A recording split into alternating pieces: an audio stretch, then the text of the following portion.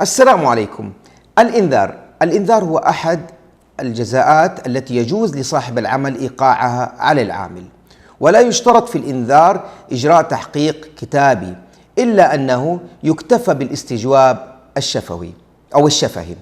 في حالة امتناع العامل عن استلام هذا الإنذار، فإن لصاحب العمل إرسال هذا الإنذار عبر وسائل التواصل أو وسائل الاتصال المعتمدة بين صاحب العمل والعامل في عقد العمل. ومن أقواها وأفضلها من وجهة نظري هو البريد الإلكتروني الخاص بالعامل في حالة امتناع العامل من توقيع على استلامه لهذا الإنذار.